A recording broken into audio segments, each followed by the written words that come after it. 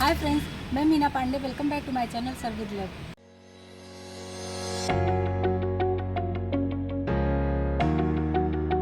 आज मैं हरा भरा कबाब बनाने जा रही हूँ। इसी पानी में 2 पिंच नमक डाल देती हूँ। 2 से 3 बूंद मैं इसी में रिफाइंड ऑयल डाल रही हूँ। पानी में उबाल आने देती हूँ। मैंने जो नमक डाला, अगर आप लोग ध्यान से देखे होंगे तो मेरा नमक थोड़ा पिंक कलर में है, क्योंकि मैं घर में जो नमक डेली यूज़ में लेती हूँ ना, तो मैं सेंधा नमक यूज़ करती हूँ। जो टाटा साल्ट होता है या फिर और कोई भी नमक है, मैं वो यूज़ नहीं करती हूँ। उसको माइंड नहीं करिएगा, आप अपने हिसाब से जो भी नमक आप खाते हैं आप वो यूज़ कर सकते हैं। पानी में हमारे उबाल आ चुका है। मैंने 1 बंच पालक लिया है।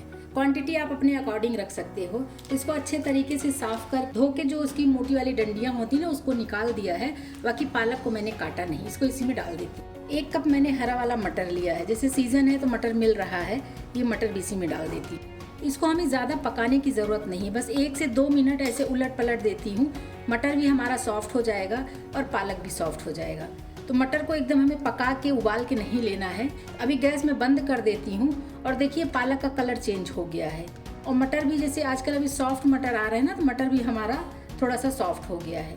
ये मैंने फ्रिज का पानी लिया है। पालक और मटर जो है ना, इसको मैं निकाल लेती हूँ और उसी जो ठंडा पानी लिया हुआ है उसी पानी में हमें ये डाल देना है। इससे हमारा ये कुकिंग प्रोसेस रुक जाएगा।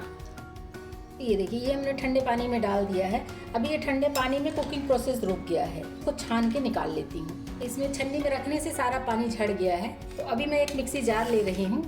पालक मटर मैंने मिक्सी जार में ट्रांसफ़र कर लिया है। इसको मैं दरदरा सा पेस्ट बना लेती हूँ। ये देखिए, जिस तरीके का दरदरा सा हमें चाहिए था ना, बिल्कुल दरदरा सा। इसका एकदम फाइन पेस्ट नहीं बनाना है हमें। इसी में मैं 1 टेबल स्पून ऑयल डाल रही हूँ। ½ टीस्पून इसी में जीरा डाल रही हूँ। मैंने अदरक, लहसुन और 3 मिर्ची, हरी वाली बड़ी बड़ी 3 मिर्ची थी, डाल के मैंने मिक्सी जार में ग्राइंड कर लिया है।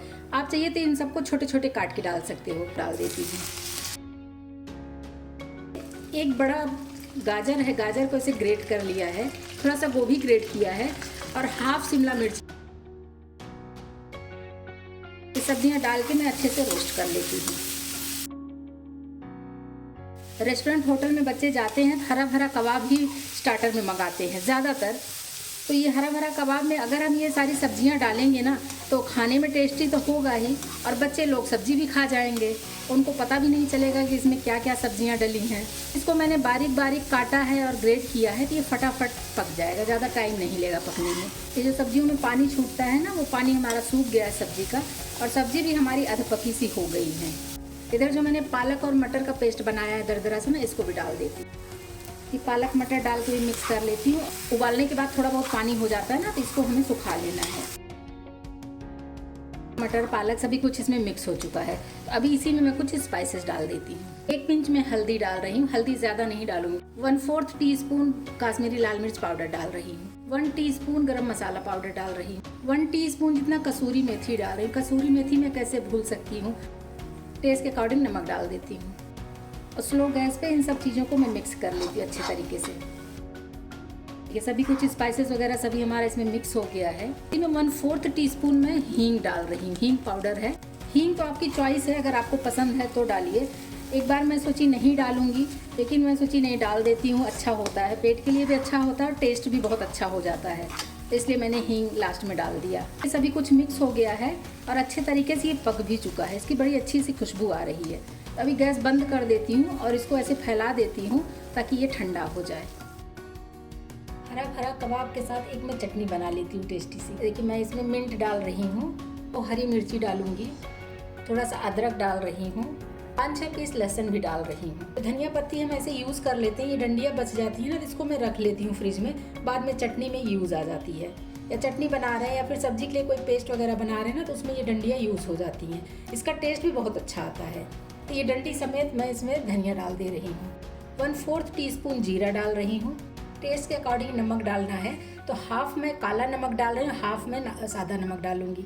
ये काला नमक डाल देती है, वही सेंधा नमक है। चटनी में मैं 2 टेबल स्पून दही डाल रही हूँ। घर की फ्रेश बनी हुई दही है, तो दही डालने से चटनी का टेस्ट भी बहुत अच्छा होगा। और ये दही चटनी आप समझ सकते हैं कि दही की चटनी है। तो चटनी हमारी हरी बनी रहे, इसके लिए मैं 2 आइस क्यूब लूँ। मेरा आइस क्यूब बड़े बड़े से हैं, देख रहे हैं ना, ये 2 आइस क्यूब डाल देती हूँ। तो अभी मैं चटनी को ग्राइंड कर लेती हूँ। ये देखिए फ्रेंड्स, ये मेरी चटनी देखिए कितना ग्रीन बना हुआ है। मैंने 2 आलू लिया है, इसको मैं ग्रेट कर लेती हूँ। ये आलूओं को मैंने ग्रेट कर लिया। इसी आलू में जो मेरा ये मसाला तैयार है ना, इसको डाल देती हूँ। बाइंडिंग के लिए मैंने ब्रेड क्रम्स लिया है। 4 पीस ब्रेड मैंने साइड का भी नहीं निकाला, देख रहे होंगे इसमें ब्राउन ब्राउन सा है, तो उसी का मैंने तोड़ के मिक्सी जार में डाल के इसका ब्रेड क्रम्ब बना लिया है। 2 टेबल स्पून मैंने कॉर्न स्टार्च लिया है, जो कॉर्नफ्लोर बोलते हैं ना, उसको लिया है। 3 टेबल स्पून बेसन लेके ये खाली पैन में ऐसे ही रोस्ट कर लिया है। गैस पे रख के बस रोस्ट कर लिया। इसका मतलब कच्चापन निकल जाना चाहिए, बस वही उतना चाहिए। इसी में बेसन भी डाल देती हूँ मैं। ढेर सारा धनिया काट लिया, धनिया डाल देती हूँ। तो इसमें तो मैंने नमक डाला था, लेकिन जो अभी ऊपर से जो चीज़ें मैंने डाला उसमें तो नमक नहीं है, तो उसके लिए मैं ये ब्लैक सॉल्ट ले रही हूँ। 1/4 टीस्पून काला नमक डाल रही हूँ। अभी इन सब चीज़ों को हमें मिक्स कर लेना है। स्पून निकाल देती हूँ, हाथों की मदद से अच्छे तरीके से मिक्स कर लेते हैं। और इसमें जो कुछ भी आपको स्किप करना है आप स्किप कर सकते हो। जैसे आप अगर लहसुन नहीं खाते हो तो आप लहसुन को स्किप कर सकते हो। ये देखिए हमारा ये मिक्स हो गया है। ये मैंने काजू को 2-2 पीस में ऐसे कर लिया है। तो आइए बना लेते हैं। हाथ में थोड़ा सा तेल लगा के इस तरीके से हाथ को ग्रीस कर लेंगे। जितना भी बड़ा आपको बनाना है ना, उस तरीके से आप इसको एक बॉल ले लो ऐसे ही, और बस इसको ऐसे गोला गोला करके ये देखिए, इसको हाथों पे ऐसे ये देखिए इस तरीके से घुमा देंगे ना, ये साइड में जो अगर थोड़ा सा क्रैक रहता है तो वो क्रैक एकदम सेट हो जाता है। इसको ये देखिए ये टिक्की टाइप का बन गया है। इसी में ये काजू का जो ये टुकड़ा कर दिया है ना, 2 पीस कर दिया काजू को, इस तरीके से लेके इसमें ऐसे हल्का सा ऐसे प्रेस कर देंगे। ये देखिए, तो ये लीजिए, ये मेरा 1 पीस बन गया है। तो आपको छोटा बड़ा जैसे भी आपको बनाना है उस तरीके का बॉल लेके फटाफट बनाते जाइए। ये काजू ले लिया, काजू इसी पे ऐसे रख के ऐसे छोड़ना नहीं है, नहीं तो वो निकल जाएगा। इसको बस इसी में से हल्के से ऐसे प्रेस कर देना है। अब ये सेट हो गया है। तो ये देखिए मैंने इतने पीस बना लिए, इसको मैं फ्राई कर लेती हूँ। फ्राइंग पैन में मैं सेकूंगी, क्योंकि मुझे डीप फ्राई नहीं करना, सेलो फ्राई करूँगी। तो पैन में मैंने तेल डाल के रख दिया। तेल को मैं गर्म होने देती हूँ। तेल को मैं चेक कर लेती हूँ, छोटा सा पीस ऐसे डाल देती हूँ। तेल हमारा बिल्कुल परफेक्ट तैयार है। अभी गैस में बिल्कुल स्लो कर देती हूँ। डालने के टाइम में एक एक ऐसे डाल देती हूँ।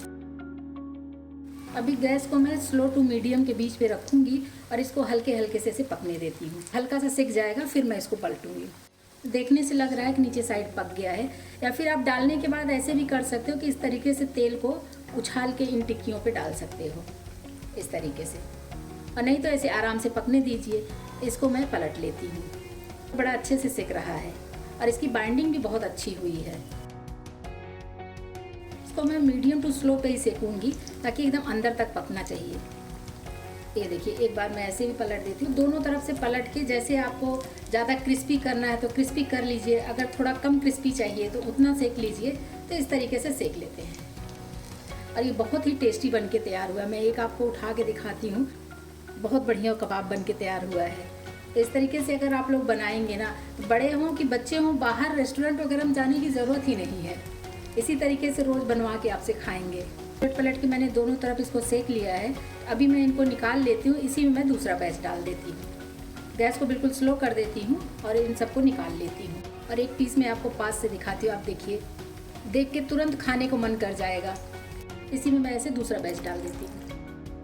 लीजिए फ्रेंड्स, मैंने ये हरा भरा कबाब बना के तैयार किया। इस तरीके से बनाएंगे ना तो बड़े बच्चे सब बहुत ही प्यार से खाएंगे। रेस्टोरेंट जाने तो भूल ही जाएंगे। तो इस तरीके से आप लोग भी बनाइए और इन्जॉय करिए। अगर आपको मेरी वीडियो पसंद आती है तो लाइक और कमेंट करना बिल्कुल भी मत भूलना फ्रेंड्स। लास्ट तक मेरी वीडियो देखने के लिए थैंक यू।